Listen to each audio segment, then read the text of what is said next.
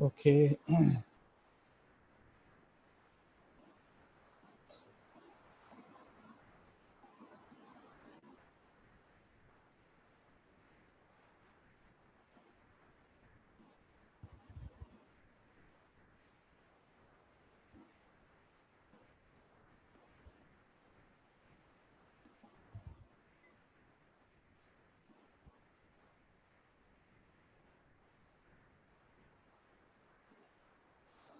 Okay, class. Assalamu alaikum.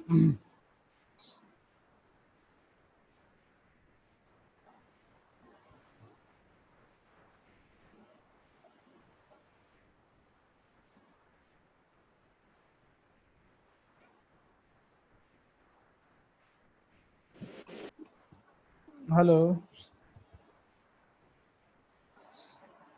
I hope you can hear me. जी And sir. Yes, okay, yes, sir. okay, beta. Now, Ayman Imran, I want you to open the videos, beta. Okay.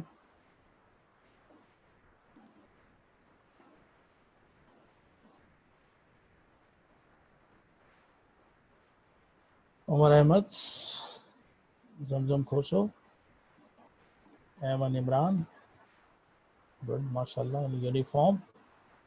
Mohammad Fazal Salman, Mohammad Fazal, बेटा क्या तुम्हारा बकरा भाग गया है क्या है? मैं परेशान क्यों? ये तुम्हारी गाय भाग गई है. चलो. खदीजा फारूक, माशाल्लाह, sitting in uniform, very good. अफरा, अफरा तुम्हें मैं देख नहीं सकता हूँ बेटा, थोड़ा सा अपना कैमरा थोड़ा. और ये कौन है भाई? Bilal Ahmed, very good. Bilal Ahmed is also there, माशाल्लाह. और कौन है भाई? अच्छा, मुझे ऐमन तुम बताओ बेटा कि हमने लास्ट क्लास में क्या किया था और आज क्या करना है बेटा. Ayman, can you hear me बेटा? ऐमन,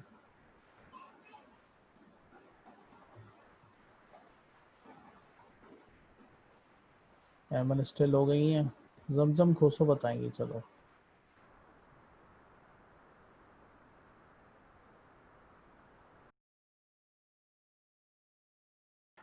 जमजम, आर यू देयर? ये बेटा कुछ सर लास्ट क्लास तो ओवन में थी हमारी हम्म, और हम लोग वो पढ़ रहे थे पार्टीशन ऑफ बंगाल। आप रिवाइज करवा दें। हो गया था ना पार्टीशन ऑफ बंगाल? हाँ, हो एक गया था. आप चलो, रिवाइज करवा दें, कंप्लीट हो गया था। कंप्लीट हो गया था. चलो, आज मैं बेटा स्टार्ट करता हूँ फॉर्मेशन ऑफ मुस्लिम लीग. ठीक है. और फिर उसके बाद इंशाल्लाह हम स्टार्ट करेंगे फॉर्मेशन ऑफ मुस्लिम लीग. फिर उसके बाद है मॉडलेमेंटो रिफॉर्म. इंशाल्लाह हम कर लेंगे इंशाल्लाह. Okay, beta, just give me a few seconds so I can share the screen, the presentation regarding to the formation of Muslim League, beta. ठीक है. बल्कि थोड़ा सा review partition of Bengal quickly, क्योंकि वो उसी प्रेजेंटेशन में शामिल है, तो हम फौरन क्विकली गो थ्रू करके उस पर चले जाएंगे इंशाल्लाह. ठीक है. और बिस्मिल्लाहिर्रहमानिर्रहीम बेटा. Now can you share the screen?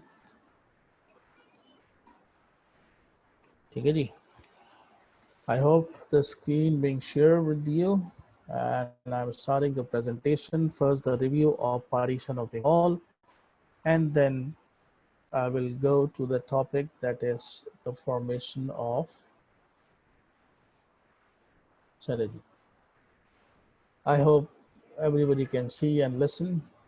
Emergence of Pakistan, Section 2, starting from 1905-1947, the most important section.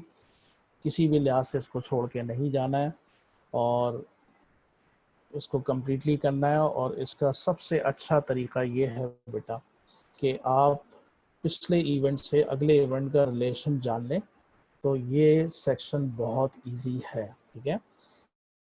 Reasons को, उन फाइंडिंग्स को देख लें तो तुम्हें अगला इवेंट बहुत अच्छी तरह समझ में आएगा बेटा। द पार्टीशन ऑफ बंगाल 1905 1911, ये बेटा पहला टॉपिक है सेक्शन 2 का। 6 साल ये पार्टीशन रही थी बेटा। 1911 में इसका रिवर्स हो गया था, यानी दोबारा उसी हालत में बंगाल आ गया था जैसे पहले था बेटा 1905 में, ठीक है। So Lord Curzon the viceroy who remain the viceroy from 1899 to 1905, और बेटा उन्होंने ये डिसीजन लिया, बंगाल के 2 हिस्से किए, east Bengal west Bengal, and then he left the British government in India. और बेटा एक नई गवर्नमेंट आ गई थी जिसमें नया वाइसरॉय कौन था बेटा, लॉर्ड मिंटो था बेटा। तो बेटा lord Curzon was the viceroy who was responsible in dividing the Bengal into 2 parts बेटा, ईस्ट बंगाल वेस्ट बंगाल। हम इसको बंदे को originator of I mean of this partition of Bengal का कह सकते हैं। Province of Bengal, facts and figure जानना बहुत ज़रूरी है। This province of Bengal was the richest province, ruled by Nawab Sirajuddaulah, having a big army, but that big army was badly defeated by the East India Company army led by Colonel Robert Clive back in 1757 in Battle of Plassey. And British set their rule in the first area of India, that was Bengal. British government in India was established, and Robert Clive, on his services, he was appointed as the first Governor General of Bengal बेटा। यूँ समझो British ने जो अपना rule start किया India में वो बंगाल से किया। Okay, Bengal the largest and richest province under the British rule. Now 1905 में हम आ गए। 1905 में बंगाल की पॉपुलेशन 85 मिलियन, और उस वक्त पूरे यूके की population 8.5 million, 10 times more population in Bengal. तो पूरे इंडिया में सबसे पॉपुलेटेड प्रोविंस जो था बेटा वो बंगाल था। और एरिया वाइज अगर कंपेयर करो तो एज इक्वल और may be bigger than France, और फ्रांस याद रखना बेटा आज भी यूरोप का सबसे बड़ा कंट्री है एरिया वाइज। 85 मिलियन पॉपुलेशन में 54 मिलियन हिंदूज थे, 27 मिलियन मुस्लिम्स थे। हम कह सकते हैं कि Hindus were double in number compared to the Muslims. At that time no concept of Pakistan, so we can say largest Hindu Muslim unity and Indian nationalism exists in the province of Bengal. But Hindus more in number, that Hindus were stronger than the Bengali Muslims in finance, in education, in politics. Or British government in India, BGI, remain under pressure from the Bengali Hindu politicians, journalists, newspaper editors who raised voice against the British government in India. पूरे India में अगर British के खिलाफ कहीं भी आवाज़ उठती थी तो बेटा ये बंगाली हिंदूज थे। They started this thing, they start the revolution against the British government in India. तो यूँ समझो बेटा British government in India in Bengali Hindus से बहुत ज़्यादा तंग थी, परेशान थी। तो बेटा 16 अक्टूबर 1905 लॉर्ड कर्जन साहब, जो कि पहलवान बने हुए कार्टून है, this lord Curzon divided Bengal into 2 parts। ये मोहतरमा जो है ये बंगाल है बेटा, he divided, और रीज़न क्या रखी, I am dividing it on the administrative basis. और प्लान क्या था कि 2 हिस्सों में इसको डिवाइड करेंगे, 2 प्रोविंशियल गवर्नर अपॉइंट करेंगे, पॉपुलेशन डिवाइड होगी, अच्छी एडमिनिस्ट्रेशन रन करेंगे। लेकिन ऑब्जेक्टिव ये नहीं था। ऑब्जेक्टिव क्या था, और ये ऑब्जेक्टिव कब सामने आया, जब पार्टीशन हो गई बेटा। East Bengal, the majority belonged to the Muslim. West Bengal, majority belonged to the Hindus. This partition liked by the Muslims and disliked by the Hindus. यहाँ से फड्डा स्टार्ट हुआ बेटा। So बेटा अब मेन ऑब्जेक्टिव सामने आ गया। Viceroy Curzon divided Bengal on the religious ground, और इस रिलीजियस ग्राउंड पे बंगाल को ब्रेक करने का पर्पस सिर्फ ये था कि लार्जेस्ट इंडियन नेशनलिज्म और यूनिटी को ब्रेक करना था बेटा, जिससे नो डाउट खासकर हिंदू से ब्रिटिश जो थे बहुत ज़्यादा जनाब परेशान थे बेटा। And to break the Bengali Hindu political power बेटा। तो बेटा यूँ समझो पार्टीशन के रीज़न फ्रंट फुट पे कुछ और थी, लेकिन बैक फुट पे ब्रिटिश का ऑब्जेक्टिव कुछ और था, और वो ऑब्जेक्टिव क्या था कि रिलीजियस ग्राउंड पे, बैकग्राउंड रिलीजियस ग्राउंड्स पे, to break the largest Indian nationalism and unity and to break the Bengali Hindu political power। ठीक है जी, ये ब्रिटिश है और इन्होंने हिंदू, मुसलमान और हिंदू को अलग अलग कर दिया बेटा। ठीक है, अब reaction of Muslims, partition of Bengal, you can see a picture, thanksgiving prayer, शुक्रानी की नवाफिल, हजारों लोग हैं, और ये ईस्ट बंगाल ढाका जो कि उसका कैपिटल था वहाँ पे ये अदा की गई just after the partition of Bengal. तो आपको पता है शुक्रानी की नवाफिल कब की अदा की जाती, जब आप अल्लाह का शुक्र करते हैं, यू आर हैप्पी, और एक ऐसा डिसीजन जिससे मुसलमान खुश था। So Muslim greatly welcome, fell jubilant, and finally they thought East Bengal, the province in which they gain majority, now they are free from the Hindu domination and they can follow their religion very easily. The Muslim felt it was the British attempt to recognize the Muslim after the years of mistrust and domination by Hindus. ठीक है जी, मुसलमान felt that it was a British attempt to recognize the Muslims after the years of mistrust and domination by the Hindus बेटा। They also thanked to the British कि after 1857 War of Independence they have given recognition, they have given a good incentive to the Muslims of Bengal beta by making the separate province beta. So the same thing, 22nd October 1905, a huge gathering मुसलमानों की ढाका में, thanks giving prayers. और बेटा इस province के बनाने से फ़ायदा क्या हुआ? The growth of Muslim politics and formation of all India Muslim league at Dhaka, east Bengal 1906। Partition के अगले साल ही मुसलमानों ने जनाब अपनी एक separate political party east Bengal में फॉर्म की बेटा। अब आते हैं हिंदूज बेटा, क्या हिंदूज भी जनाब इसी तरह खुश थे? नहीं जी, बिल्कुल अलग मामला था। Hindus reacted violently to the partition. They thought they lost their socio-economic condition or status, and they directly blame British कि तुमने हमारे साथ वही गेम चला है जिसकी वजह से तुम रूलर बने हो, and that policy is divide and rule policy। और हिंदूज ने, हमने तो शुक्रानी की नवाफिल अदा की थी, लेकिन Hindus observe the partition day as a day of national mourning and decided to start protest, mass rallies and strike against the British until the partition reverse बेटा। पहला प्रोडक्ट इनके प्रोटेस्ट का वो स्वदेशी मूवमेंट था, और एक ऐसा प्रोटेस्ट जिसमें ब्रिटिश गुड्स को बायकॉट करना था ताकि उनको इकोनॉमिक लॉस पहुंचाया जाए। कैसे स्टार्ट की बेटा Swadeshi movement? Started by the Hindus of Bengal and later on Congress ने भी इसको ज्वाइन किया। Congress, biggest political party of India, led by the Hindus. Swadeshi movement was a boycott of British goods and bought only Indian produced goods। British goods को नहीं खरीदना है, नहीं इस्तेमाल करना है, और Indian goods को खरीदना है, पहनना है, whatever। स्टार्ट कैसे लिया? British cloth was burned on bonfires। British जो कपड़े थे, जो नो डाउट बड़ी अच्छी क्वालिटी के थे, उनको जला दिया गया। People picket the shops selling British goods। और हिंदूज ने ऐसी दुकानों को भी आग लगा दिया जहाँ ब्रिटिश गुड्स बिकती थी बेटा। Congress also supported the Swadeshi movement. ये गांधी साहब हैं जो स्वदेशी मूवमेंट का हिस्सा बने हुए हैं, ठीक है जी। और बेटा इस हार्श रिएक्शन की वजह से पूरे बंगाल में, इवन शायद पूरे इंडिया में, द हिंदू टेररिस्ट एक्टिविटीज़ जो है वो स्टार्ट हो जाती है, ठीक है, and British having a very tough time. अब जो हिंदू बेटा काम करता है वो ऐसा काम करता है कि now British realized that they have done the mistake, and that was assassination attempt on the Lord Minto who replaced Lord Curzon बेटा, ठीक है। Lord Curzon साहब जो हैं उन पे assassination attempt होती है by the Hindus in 1908, and then next year फौरन ही British suggestion दे देता है, and that suggestion was given by Sir John Jenkins in 1909 that they are planning to reverse the partition of Bengal, and this decision was implemented in 1911 बेटा।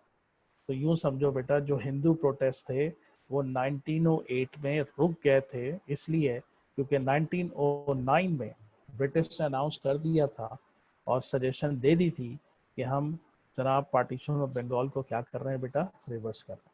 तो ये जो बेटा attempt है ना, हिंदूज अटैम्प्ट, ठीक है, very angry that they attempt to I mean assassinate the lord Minto, बच तो गया लेकिन बेटा इस that was enough for them. और बेटा इस का जो ओरिजिनेटर था इस आइडिया का, वो भी ब्रिटिश गवर्नमेंट इंडिया का हिस्सा नहीं था। So it was easier for the British government India to change decision और टू रिवर्स रोल बेटा। चले साहब, अच्छा साहब, अब 1908 तक, 1906 से 1908 तक बेटा, ठीक है, सारे हिंदू ने बड़े ज़बरदस्त प्रोटेस्ट किए। ब्रिटिश गवर्नमेंट इंडिया जो बंगाल में थी उसको टफ टाइम दिया। तो बीइंग अ रूलर बेटा, ब्रिटिश ने भी कुछ एक्शन लिए हिंदूज के खिलाफ। एक्शन नंबर 1 बेटा, British had impose restriction on newspaper and public meetings. वो न्यूज़पेपर जो बंगाली ज़बान में शायद छपते थे, और बेटा पब्लिक मीटिंग्स जो थी उन सब पे बैन लगा दिया।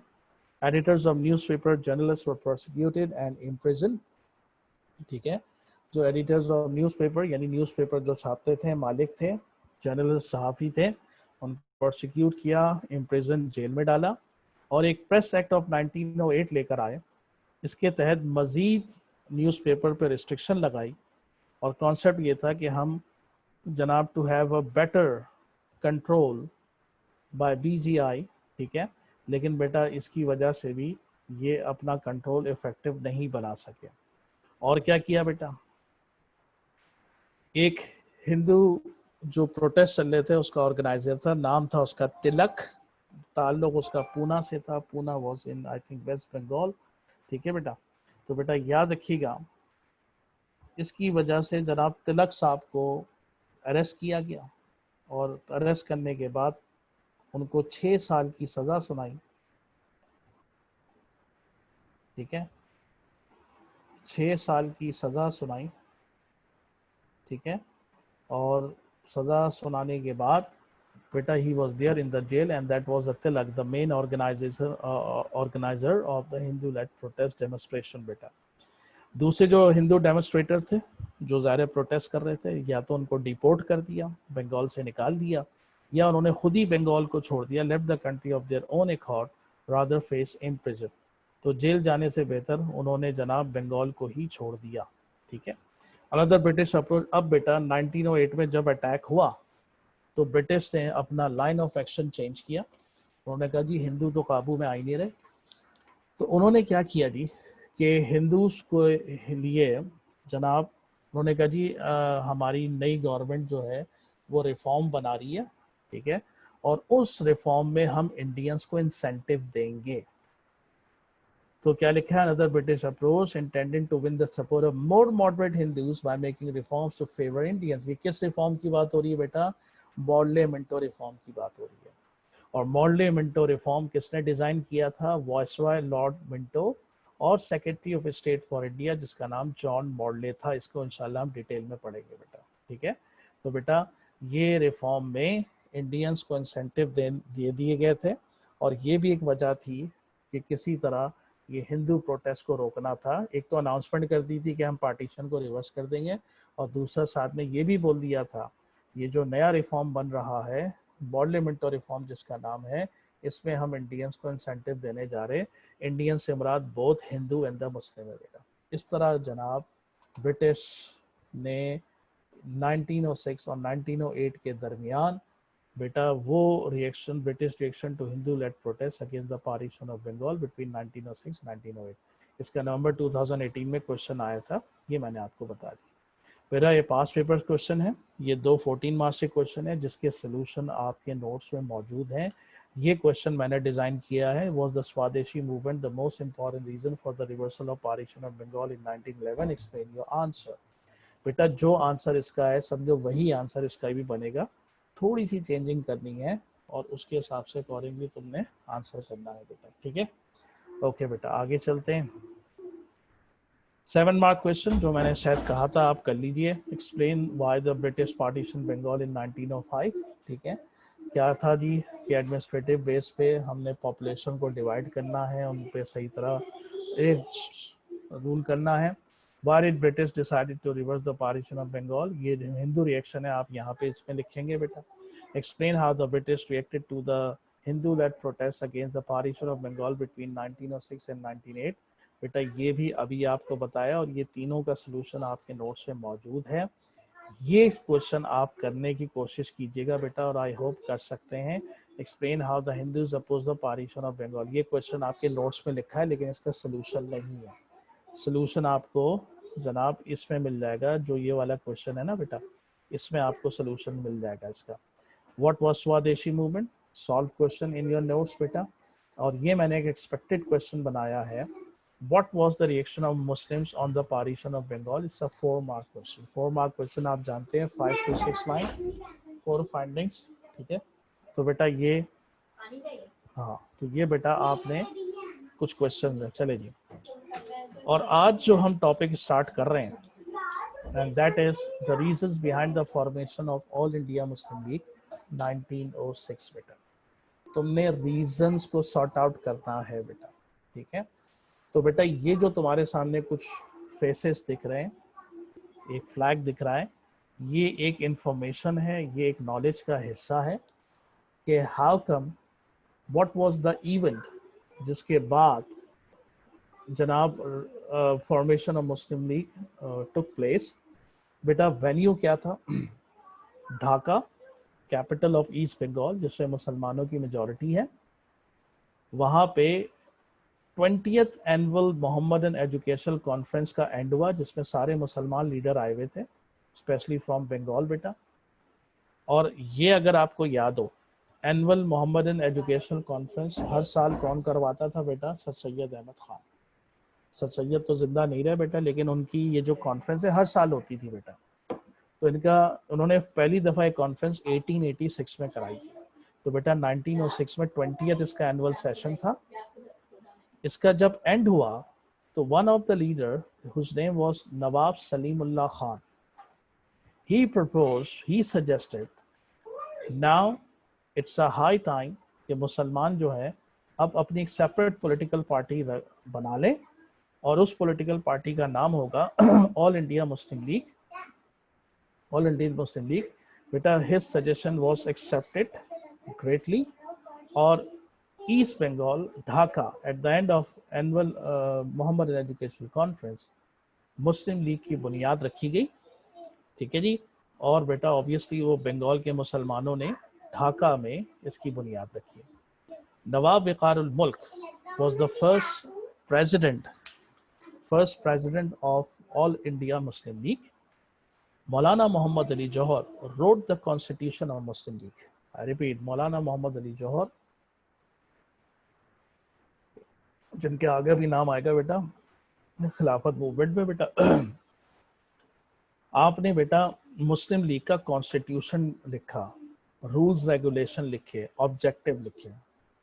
और बेटा मैं आपको बता दूं कि मुस्लिम लीग जब बनी तो बेटा उसका हरगिज़ ऑब्जेक्टिव पाकिस्तान नहीं था बेटा। पाकिस्तान का आइडिया 24 ईयर्स के बाद, आई रिपीट, पाकिस्तान का आइडिया 24 ईयर्स के बाद जनाब शामिल किया गया, ठीक है,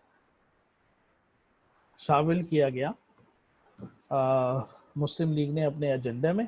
बेटा बेसिक इसका ऑब्जेक्टिव मैं आपको बता दूं, 3 ऑब्जेक्टिव थे कि all India Muslim league will fight for the rights of, I mean the political rights of the Muslims of India, number 1. Number 2, being what we can say, to have a good understanding with the British government in India। उनके साथ चलना है, mutual understanding के साथ काम करना है, अच्छा रिलेशन क्रिएट करना है जी। They were the rulers of India. And the final thing was बेटा, मैं ऑब्जेक्टिव कॉन्स्टिट्यूशन बता रहा हूँ जो मौलाना मोहम्मद अली जौहर ने लिखा कि बेटा वी वर द माइनॉरिटी, हम मेजॉरिटी में नहीं थे बल्कि क्या थे, माइनॉरिटी में थे। और बेटा याद रखना हम बिगेस्ट माइनॉरिटी थे, इसके अलावा सिख हो गए, जट हो गए, मराठास हो गए, ये सब माइनॉरिटीज में थे बेटा, ठीक है बेटा। तो बेटा जहन में रखिएगा एक ऑब्जेक्टिव ये भी सेट हुआ कि जो और माइनॉरिटीज हैं उनके साथ भी अच्छे रिलेशंस रखना है और उनके साथ मिल के काम करना है। ये साहब जो दिख रहे हैं आपको, सैयद अमीर अली, मैं फिर कह रहा हूँ ये सिर्फ एक नॉलेज है, जनरल नॉलेज है। सैयद अमीर Ali establish a branch of Muslim league in London, United kingdom बेटा। और याद रखना ये मुस्लिम लीग का फ्लैग था उस वक्त, लेकिन अब मुस्लिम लीग बेटा पाकिस्तान बनने के बाद बहुत से हिस्सों में डिवाइड हो चुकी है। बास ग्रुप अलग है, कायद आज़म ग्रुप अलग है, फला जनाब शेख रशीद साहब ने एक अलग मुस्लिम लीग बनाई हुई है, परवेज़ मुशर्रफ ने अलग, तो हर बेटा मुस्लिम लीग के बहुत से अब डिवीज़न हो चुके हैं बेटा। चलें, अब जिस एरिया पे हमने फोकस करना है, जो अक्सर 7 और 14 मार्क्स में पूछा जाता है बेटा, ठीक है, मैं ज़रा उस तरफ आना चाह रहा हूँ। The reasons behind the formation, attitude and demands of Indian National Congress. Indian National Congress मैंने आपको सेक्शन 1 में सर सैयद अहमद खान में पढ़ाया था। Indian National Congress established in 1885, established by a British retired officer जिनका नाम था A.O. Hume, means Alan Octavian Hume। Imagine करो कि ब्रिटिश ने ये पॉलिटिकल पार्टी बनाई, and very soon this political party turn into a Hindu dominated political party, and sir Syed Ahmad Khan became the first Muslim leader who said not to join to the Muslim not to join this Indian National Congress, क्योंकि इनके जो political ideas हैं या जो इनकी demands हैं वो सिर्फ और सिर्फ हिंदूज के लिए हैं, इसमें मुसलमानों का कोई हिस्सा नहीं।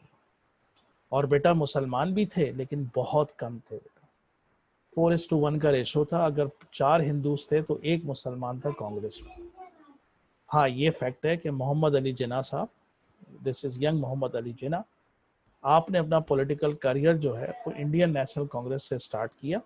आपने 1906 में इंडियन नेशनल कांग्रेस ज्वाइन की, और बेटा 1920 में he left this Indian National Congress, और वो भी मैं बताऊंगा इन्होंने क्यों छोड़ी थी बेटा, ठीक है। सो अब जरा इंडियन नेशनल कांग्रेस की डिमांड सुन लीजिए, और वो डिमांड प्योरली रिफ्लेक्ट करेगा कि ये सारी डिमांड सिर्फ हिंदूज के लिए हैं, इसमें मुसलमानों को कोई हिस्सा नहीं है। Congress was demanding that India should be treated as cultural and political whole, and Hindi should be declared as the official language. Indian National Congress would only promote the Hindu views and ideology बेटा। कांग्रेस कहते हैं political और cultural whole, क्या concept होता है बेटा, सुनना गौर से, यानी अपने आप को ना मुसलमान बोलो, ना हिंदू बोलो, ना सिख बोलो, अपने आप को हिंदुस्तानी बोलो, भारतीय बोलो, ठीक है जी, और एक नेशनलिज्म पैट्रियोटिज्म को शो करो। तो मुसलमान कहते थे भाई हम हिंदुस्तानी हैं, हम भारतीय हैं, but we are not having the political rights जैसे कि हिंदूज के पास है। और एक और चीज़, हिंदी को ऑफिशियल लैंग्वेज बना दो, हालांकि मुसलमानों की लैंग्वेज कौन सी थी बेटा, उर्दू थी। तो इट क्लियरली शोज कि INC जो है यानी इंडियन नेशनल कांग्रेस, वो सिर्फ हिंदू व्यूज और आइडियोलॉजी को प्रमोट कर रही है बेटा। और बेटा क्या थी मुसीबत कि मुसलमान वरी सेड कि they can not be advance in their political rights अगर वो इंडियन नेशनल कांग्रेस पे रिलाई करेंगे बेटा। They can not be united, ना वो यूनाइटेड हो सकते हैं, ठीक है, ना वो पॉलिटिकली अपने राइट्स के लिए फाइट कर सकते हैं, वो डिसयूनाइटेड रहेंगे अगर वो सिर्फ और सिर्फ किसको डिपेंड करेंगे, इंडियन नेशनल कांग्रेस पे, क्योंकि ये सिर्फ हिंदी कम्युनिटी को सपोर्ट करती है बेटा। ओके देन बेटा ये चीज़ मैं पढ़ा चुका हूँ, तो क्विकली बता रहा हूँ कि पार्टीशन ऑफ बंगाल जिसमें मुसलमान खुश था, लेकिन तकलीफ किसको थी, हिंदू और कांग्रेस को बेटा। तो बेटा इस वजह से जब पार्टीशन ऑफ बंगाल हुआ and we were happy, Hindus were I mean violent, तो बेटा what Muslim community did in east Bengal in the next year, they form their own political party, ताकि किसी तरह वो पार्टीशन की रिवर्सल को रोक सकें, जो कि हिंदू पूरे अपनी तरीके से चाह रहा था, और उन्होंने करके दिखाया भी बेटा। लेकिन इसीलिए कहते हैं partition of Bengal is one of the reason behind the formation of Muslim league. Why? Because now Muslim realise कि कांग्रेस इस पार्टीशन को रिवर्स करवाएगी, तो लिहाजा हमें अगर अपने पॉलिटिकल राइट्स पे काम करना है तो हमें अपनी पॉलिटिकल पार्टी को बनाना है और सेफ गार्ड करना है अपने इंटरेस्ट को बेटा। So reaction of Hindus and Congress after the partition of Bengal is another reason behind the formation of Muslim league बेटा। अच्छा अब सुनो बेटा, कांग्रेस तो थी सबसे बड़ी पॉलिटिकल पार्टी हिंदू को, लेकिन दो और छोटी पॉलिटिकल पार्टीज थी, आर्य समाज एंड हिंदू महासभा। इनका तुम फ्लैग देखो तो ये निशान किसका है बेटा? कोई जवाब देगा बेटा? Anyone of you? हाँ जी, anyone of you can answer? हाँ जी, ये निशान किसका है बेटा? ठीक है, जमजम ने हाथ उठाया है। जी जमजम, सर ब्राह्मण का। है किसका बेटा? ब्राह्मण। ब्राह्मण्स का है। चलो एक और इशारा देता हूँ, एक बहुत ही जालिम किस्म का था यूरोप में जनाब, एक, चलो जर्मनी में एक बड़ा जालिम किस्म का एक रूलर गुजरा है और उसकी फौज का ये निशान था बेटा। उमर अहमद बताएंगे। उमर अहमद सर जी वो जो बेटा। हिटलर की जो नाजी हाँ पार्टी थी उनका सिंबल है। जी, वेरी गुड बेटा, वेरी गुड उमर। तो बेटा हिटलर साहब, जो कि आपको पता है बड़े जालिम किस्म के जर्नैल थे, ठीक है। और बेटा ये जो हिंदू महासभा पॉलिटिकल पार्टी है, ये आज भी बेटा उसी आइडियोलॉजी को फॉलो करती है, ठीक है। और बेटा you can see this symbol, ये नाजीज जो हिटलर की फौज थी बेटा, उसका ये सिंबल था। और बाद में बेटा ये आरएसएस ग्रुप बना, और आरएसएस ग्रुप, तो मोदी साहब हैं वो आरएसएस ग्रुप को ज़रा एक लीडर हैं, और कहते हैं इसी ग्रुप ने जो है वो गांधी को भी मार दिया था बेटा, ठीक है। तो दे आर एक्सट्रीम हिंदूज। तो बेटा आर्य समाज और हिंदू महासभा इतने बड़े, मतलब कह सकते हैं एक्सट्रीमिस्ट थे कि वो ये कहते थे कि जो भी इंडिया में रहेगा वो हिंदू बन के रहेगा, ना वो सिख है, ना वो मराठी है, ना वो मुसलमान है, क्योंकि हिंदुस्तानी है तो वो हिंदू बन के रहेगा। तो Arya Samaj, Hindu Mahasabha demanded that Muslim should be forcibly converted to Hinduism, ठीक है। वो कहते थे जी हिंदुइज्म में, ठीक है, वो कन्वर्ट हो और जनाब अपने रिलीजन को चेंज कर दें। सो बेटा ये एक्सट्रीमिस्ट हिंदू आज भी इंडिया में बेटा मुसलमानों के लिए बहुत ज़्यादा टफ टाइम दे रहे हैं बेटा, ठीक है। और मुसलमान जो है वो बहुत परेशान है इसके चक्कर में। ओके, शिमला रेपुटेशन 1906 बेटा। पहले तो मैं बता दूं बेटा, शिमला ये इंडिया में हिल स्टेशन है, जैसे हमारा मरी है, नथिया गली है, नारान है, कागान है, बिल्कुल इसी तरह का एक हिल स्टेशन है। और अक्सर ब्रिटिश ऑफिसर्स जो थे, अक्सर ब्रिटिश ऑफिसर्स जो थे बेटा, वहाँ अपनी समर वेकेशन गुजारते थे बेटा।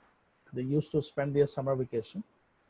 तो बेटा मैंने अभी तुमको बताया कि लॉर्ड कर्जन को रिप्लेस किया लॉर्ड मिंटो ने। क्यों किया बेटा? 1905 में यूके में इलेक्शंस हुए और वहाँ लिबरल पॉलिटिकल पार्टी ने बेटा गवर्नमेंट बना ली। और मैंने तुम्हें बताया था, अगर थोड़ा सा याद हो तुमको, दो पॉलिटिकल पार्टी यूनाइटेड किंगडम की ऐसी थी जो ज़रा ब्रॉड माइंड रखती थी, एक लेबर, एक लिबरल्स बेटा।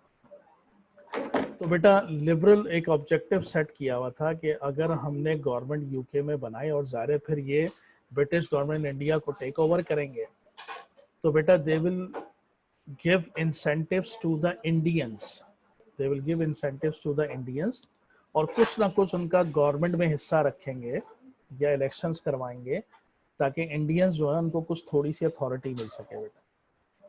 तो बेटा जब लिबरल्स ने अपना जनाब वॉइसरॉय यहाँ बना के भेजा जिसका नाम लॉर्ड मिंटो था, तो he was vacationing at Shimla, तो एक डेपुटेशन, डेलीगेशन को भी कहते हैं बेटा, ठीक है।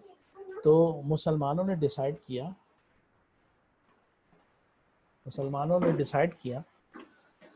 कि हम एक डेलीगेशन बनाएंगे, लॉर्ड मिंटो से मिलेंगे शिमला में और अपनी पॉलिटिकल डिमांड्स को सामने रखेंगे बेटा। तो बेटा सुन लो, वो साहब कौन थे? वो मुसलमानों के जनाब सर आगा खान थी, जो प्रिंस करीम आगा खान के जनाब कहते हैं, ये दादा जान थे। तो बेटा उनकी लीडरशिप में एक डेलीगेशन बनता है मुसलमानों का, शिमला जाता है, लॉर्ड मिंटो से मिलता है और दो डिमांड्स रखता है। एक डिमांड है सेपरेट इलेक्टोरेट की, दूसरी डिमांड है weightage in all elected bodies बेटा। सेपरेट इलेक्ट्रेट, अगर थोड़ी देर के लिए याद करो, ये डिमांड भी सर सैयद ने हमें बताई, समझाई। सेपरेट इलेक्ट्रेट बहुत आसान अल्फाजों में समझा रहा हूँ कि इलेक्शंस में मुसलमान मुसलमान को ही वोट दे। इसका फ़ायदा क्या होगा कि मुसलमान मुस्लिम एरियाज़ में जहाँ मुसलमानों की मेजॉरिटी है बेटा, वहाँ पे मुस्लिम रिप्रेजेंटेटिव सेलेक्ट होंगे, क्योंकि हम माइनॉरिटी में थे, मेजॉरिटी में नहीं थे, और हमारे ही बंदे जाएंगे और हमारी प्रॉब्लम को सॉल्व करेंगे। ठीक है। लेकिन कांग्रेस क्या कहती थी? Joint electorate. जॉइंट इलेक्टोरेट क्या होता है कि हिंदू है, इलेक्शन लड़ रहा है, अब उसको मुसलमान भी वोट दे, हिंदू भी vote they, Maratha what ever जो भी दे, तो बेटा नुकसान क्या होना था? इसमें मेजॉरिटी वाले जो थे ना वो जीत जाते थे और माइनॉरिटी वाले बेचारे उनकी कोई जगह नहीं होती। तो मुसलमानों ने सेपरेट इलेक्टोरेट की डिमांड की under the leadership of this sir Aga Khan बेटा, सिमिलर डेपुटेशन, सिमिलर डेलीगेशन, और बोला weightage in all elected bodies. Weightage क्या होता है? जैसे सपोज एक इलाके में मुसलमान 50% है और उनको इलेक्शन में सीट मिलनी है 20%, तो इस चीज़ को भी इंश्योर करवाया कि जितनी हमारे वेटेज है, परसेंटेज है, उसी हिसाब से हमें सीटें मिलना चाहिए। बेटा लॉर्ड मिंटो, जिसका लिबरल पॉलिटिकल पार्टी से ताल्लुक था, वायसराय बना के भेजा गया था, उसने वादा किया कि जो नेक्स्ट रिफॉर्म आ रहा है जिसका नाम मोले मिंटो रिफॉर्म है बेटा, वहाँ ये वो डिमांड्स को एक्सेप्ट करेंगे, और that was a great news. और बेटा ये ग्रेट न्यूज़ लेके ये सिमिलर डेपुटेशन वापस आया और बोला कि now we have to make a official platform, political platform, कि जिसमें जनाब हम कह सकते हैं कि पॉलिटिकल पार्टी बनाना है और इन डिमांड्स को ऑफिशियल वे में प्रेजेंट करना है। तो बेटा ये 7 मार्क का क्वेश्चन है, importance of Simla deputation 1906। Simla agreement के बाद there is a upturn in the Muslim-British relation, which helped to remove the previous bad feelings between the two sides. तो मुस्लिम और ब्रिटिश के दरमियान एक अच्छा म्यूचुअल अंडरस्टैंडिंग क्रिएट होती है इस सिमला एग्रीमेंट के बाद। It also pave the way for demands for a separate homeland. अब देखो, हालांकि उससे सेपरेट होमलैंड का कोई आइडिया नहीं था, लेकिन कहते हैं सेपरेट होमलैंड का आइडिया उस वक्त जनरेट हो जाता है जब सेपरेट इलेक्टोरेट जो है वो पास होते हैं मॉडल मिंटो रिफॉर्म में। और मैं फिर एक दफ़ा बता रहा हूँ कि सेपरेट इलेक्टोरेट का आइडिया हमें किसने सिखाया था बेटा? सर सैयद अहमद खान ने सिखाया था। तो बेटा it also pave the way for the demands for a separate homeland with the granting of a separate electorate. It also guaranteed Muslim an independent role in the political process. As a result, led to the formation of All India Muslim League. अब चूंकि हमारी demands को माना गया, अब now Hindus को मानना पड़ा कि मुसलमान भी एक कौम है जिसके अपने पॉलिटिकल राइट्स हैं, तो अब Muslims have an independent role in political process, और इस वजह से सिमला डेपुटेशन बेटा that also became one of the cause behind the making of All India Muslim League बेटा। ठीक है, ये लास्ट स्लाइड है बेटा। अब political role of Muslim league in making Pakistan 1906 1947 making Pakistan. ठीक है, अब देखो 1913 में मोहम्मद अली जिन्ना साहब ने, समझो बेटा, ही जॉइंड द मुस्लिम लीग। 1916 में लखनऊ पैक्ट कांग्रेस और मुस्लिम लीग के दरमियान साइन हुआ, और मुस्लिम लीग को जो लीड किया, लेड बाय होम बेटा? बाय मोहम्मद अली जिन्ना। साइमन कमीशन को रिजेक्ट किया मुस्लिम लीग ने। जिन्ना ने अपने 14 पॉइंट्स 1929 में दिए in response of Nehru report 1928 बेटा। Allama Iqbal in 1930 was a president of All India Muslim League, and from that Allahabad he had a presidential speech, and then he included the demand of separate homeland, and that demand obviously was given by Allama Iqbal. फिर round table conferences London में होती हैं, मुस्लिम league delegation जिसको lead करते हैं मोहम्मद अली जिन्ना साहब, वहाँ पे भी जाते हैं जी, माइनॉरिटीज़ की राइट की बात करते हैं। 1937 इलेक्शन, 1945 इलेक्शन, 1937 और 45 इलेक्शन में मुसलमानों को जो लीड करने वाली पॉलिटिकल पार्टी थी, that was the Muslim league. माना कि 1937 इलेक्शन हम हार गए, बुरी तरह हार गए, लेकिन 1945 इलेक्शन में हम जीत गए, और ये जो हमारी जीत थी that leads toward the making of Pakistan और establishment of Pakistan. Pakistan resolution एक जलसा जिसको जिना सामने जनाब कह सकते हैं लीड किया बेटा, और Pakistan resolution was pass, Muslim league was there, और WW2 वर्ल्ड वॉर 2 1939 से 1945 बेटा, इसमें जनाब पाकिस्तान की मेकिंग टुक प्लेस बेटा। So this is the political role of Muslim league in making Pakistan from 1906 1947 बेटा, ठीक है। तो बेटा ये पास पेपर्स के क्वेश्चंस हैं, और ये मैंने एक एक्सपेक्टेड क्वेश्चन बनाया। देखो, was the partition of Bengal the main reason for the formation of Muslim league 1906, सारे एक रीजन लिख के आप सारी, तो पार्टीशन ऑफ बंगाल को बताना है किस तरह इट बिकेम, ये मैं बता चुका हूँ। Was the need for Muslims of India of their own political party the most important reason why the Muslim League was established? Again, इसमें कांग्रेस का जो एटीट्यूड है वो आप लिखेंगे। ये मैंने एक एक्सपेक्टेड क्वेश्चन बनाया बेटा, सुन लीजिएगा। The Muslim League was established in 19 due to similar deputation / attitude of Congress, दोनों में से कोई एक रीजन हो सकती है। एक्सप्लेन योर आंसर बेटा, और वही आंसर जो आप यहाँ लिखेंगे आप इसको भी फॉलो करके लिख सकते हैं बेटा, ठीक है। You can develop the answer. Why was Muslim League established in 1906? ये कई सालों में सवाल आया है, 7 मार्क का क्वेश्चन है, कोई 3 रीजंस को 2 पैराग्राफ में लिख लीजिए, that is more than enough बेटा, ठीक है। Why was similar delegation of 1906 an important turning point for Muslims of subcontinent? ये भी सॉल्व क्वेश्चन है बेटा, देख लीजिएगा। और अभी मैंने आपको सिमिलर डेलीगेशन की इंपॉर्टेंस बताई कि किस तरह सिमिलर डेलीगेशन जो है became the turning point for the Muslims of subcontinent और इंडिया बेटा। What was similar deputation? I have told you. ये मैंने एक expected question बनाया। What were the demands of the Muslims similar delegation? ये मुसलमानों का जो similar delegation गया था 1906 में, लॉर्ड मिंटो से मिला, तो उन्होंने क्या अपनी डिमांड्स रखी, और वो डिमांड्स को लॉर्ड मिंटो ने बोला कि I mean accept and I will officially pass these demands in the Morley Minto reforms बेटा, ठीक है। तो बेटा कोशिश कीजिएगा, ये जो एक्सपेक्टेड क्वेश्चन है उनको ज़रा कर लीजिएगा।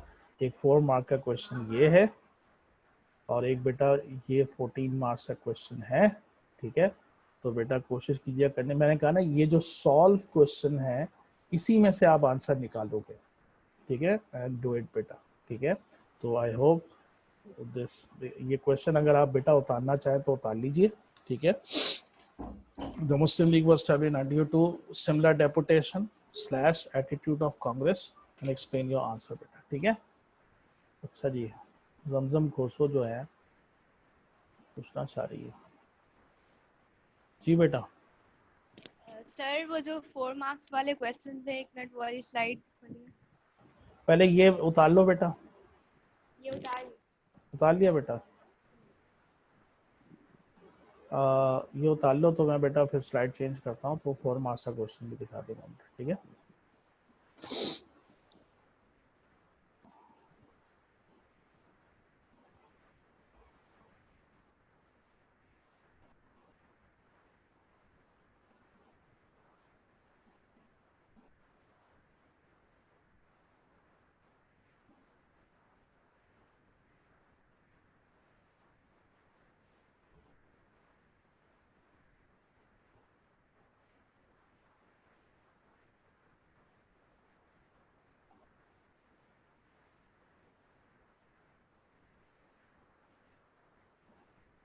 ఒకవైపు మావోయిస్టుల సంచారం, మరోవైపు పోలీసుల కాల్పు చర్యలతో పచ్చని గిరిజనులలో ఉద్రిక్త వాతావరణం నెలకొంది.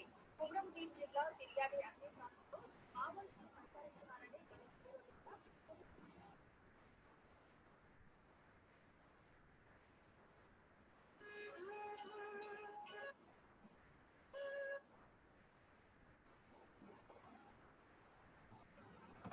ओके क्लास, आई एम, ठीक है बेटा। ये 4 मार्क का क्वेश्चन है बेटा, इसको उतार लो।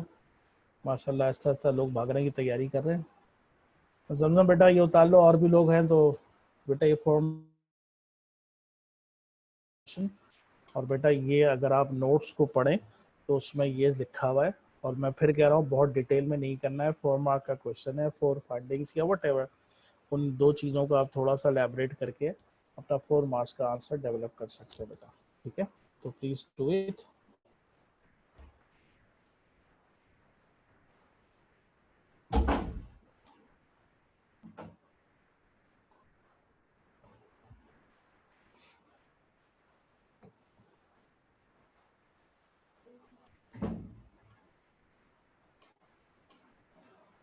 चलो जी, I hope you have note down the question, ये एक्सपेक्टेड क्वेश्चन है बेटा, क्योंकि बाकी तो ऑलरेडी सॉल्व है। असल चीज़ तो ये होती है कि जो नया क्वेश्चन आए तो उसमें से आपने क्या लिखना है, that is something very important बेटा, ठीक है। और अब तो इंशाल्लाह अगले साल तुमने पेपर देना है बेटा, अब इस चीज़ की तैयारी करो और अपनी अंडरस्टैंडिंग डेवलप करो और राइटिंग स्किल्स को अच्छा करो बेटा, ठीक है। बेटा यही चीज़ तुम्हारी इस्लामियात में, फिर प्लस इंग्लिश में, प्लस हिस्ट्री जोग्राफी, दो सब में बहुत काम आएगा बेटा, ठीक है। So I hope you have note down the question. तो बेटा एंडिंग योर क्लास, ठीक है, इंशाल्लाह कल भी शायद क्लास तो है, देख लूँगा मैं टाइम टेबल। और अब मैं बेटा आपको पहले ही बता रहा हूँ, now I will teach you history, the geography will be taught by a new teacher जिनका नाम अफशीन अली, मिस अफशीन अली है बेटा। वो शायद आपकी पहली क्लास कर लेंगी बेटा, ठीक है। तो प्लीज़ देख लीजिएगा उनको, ठीक है। जज़ाकल्लाह, बहुत शुक्रिया।